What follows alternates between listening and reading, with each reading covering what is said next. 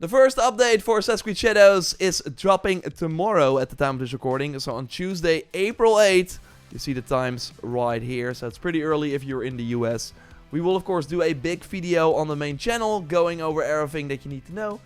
But here I already want to give my first reaction to everything that they are announcing. So they're saying this is the first major patch for Shadows, bringing new quality of life improvements and addressing a variety of bugs.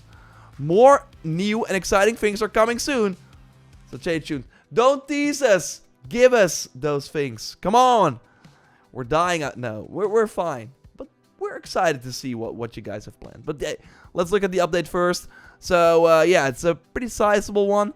Even on PS5, which is usually way less. Okay, this one is interesting. Horse auto-follow and speed improvements. Auto-follow the road is back to help you navigate while riding your horse. Simply activate the Pathfinder to enable auto-follow, and your horse will automatically follow the road to your marked destination. We also increased the horse speeds in cities. Whoop-a-doo! This is huge, by the way, because all the other games did not have this. And for Shadows, they're like, oh, but yeah, we can just turn it up. Thank God, because for now, it was actually faster to run in cities than to be on horseback. So this is pretty huge. And yeah, they're basically bringing back a feature from the previous games. I said it in my review during the time, like the first time you're playing Assassin's Creed Shadows. I was actually happy that they did not have an auto road feature because it made me enjoy the journey to my destination more. But yeah, after a while, especially after doing the contracts, it's nice to have an auto function. So happy about that. Let's see. Mastery notes reset. Is your stealth build not sneaky enough? Could the Yasuke pack a heavier punch? We've added the option to reset mastery notes in the skill trees, so you can test different playstyles and skills for both Naoe and Yasuke. Because we could already reset the masteries in like one go, but I would imagine that it's just for a single node now, which is great. Because I hate having to reset everything and then get my things again. So this is a great feature too. Let's see what else we got. Yeah, selling and dismantling multiple items. Thank God. We know you've been hard at work exploring every corner of feudal Japan, and that means you filled your pockets and resource and loot. To help you save time when trading with merchants, we've added the option to tag and sell dismantle multiple items in shops or when dismantling gear at the forge in your hideout. Thank God. This is the reason why I did not sell a lot of my gear yet. But as I said in my mistakes video, it is safe to sell your green weapons, blue weapons, and purple items, even the uniques. But make sure you look at the highlighted stats for the purple items that will appear later on in the game, because those have a 10% increase over similar items on the same level. So don't sell these. That would be my tip to you. Okay, let's see what else they got. The investigation board is central to your journey. We've added a new shortcut for direct access while in the game.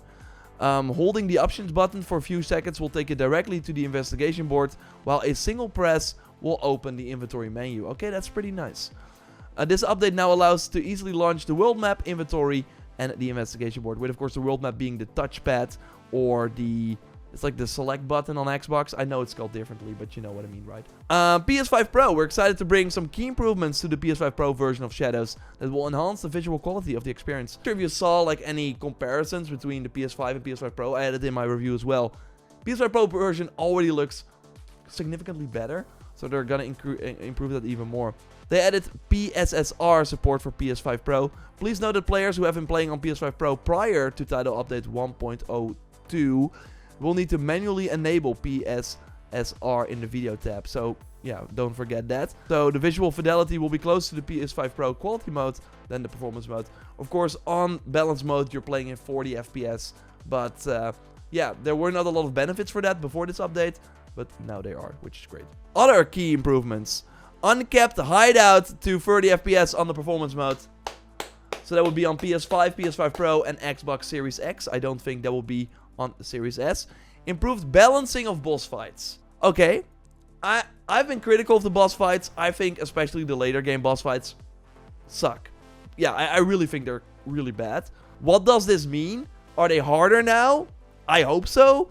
But for me, it was not really the balancing that was that much of an issue, but it was mostly the moves that they did, which were just not exciting at all. Fixed an issue where the Pathfinder line appears in photos taken in the photos mode. Okay, yeah. That's like a small one. Fixed inconsistencies with the throw a kunai at the closest enemy after an assassination perk when the tool monster gear is equipped for Nawe.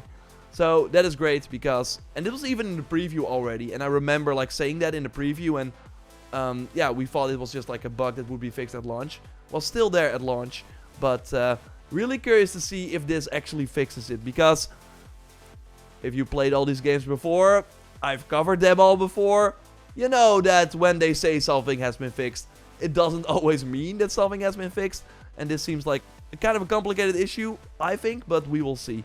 So I will of course be trying that and see if it actually works now all the time. They improved the double assassinations. Let me know in the comments if you had any issues with that. I don't really think that I did. Maybe the animations or something. And they improved the Nawe responsiveness in some areas. Okay. Improved the accuracy of Yasuke's Teppo. Okay, that's pretty great. Knocked out NPCs no longer stand up immediately when attacking them. I don't think that was like a... Okay, yeah. That was like kind of weird. They would like kind of fly up as like ghosts with a whoop, and they would. It was weird. So that would be great if they actually improved that. NPCs and enemies now react correctly to the shinobi bells. Sometimes they would not react. Fixed an issue where Yasuke could block with his Teppo after being dismounted instead of his melee weapon. That sounds actually pretty cool. I wish that was a feature.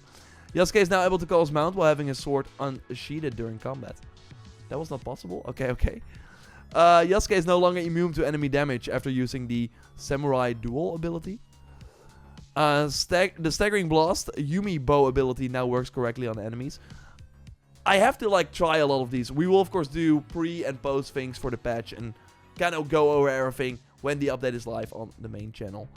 Fine-tuned Yasuke's Dark Burst and Valken's Eye ability so they no longer one-shot enemies. I gotta try that. Fix an arrow firing so they consistently get released when fully charged. Addressed on Nawe's light attack could disarm enemies. They corrected the entangle ability so it now works with the light attack button. Oh, I thought it... Oh. Okay. I was like swinging, of course, I'm really curious to see. That probably means a new animation that we've not seen before. Because I was always using the heavy attack, like posture attack, and then grabbing enemies and throwing them. But you can do that probably with the sickle as well.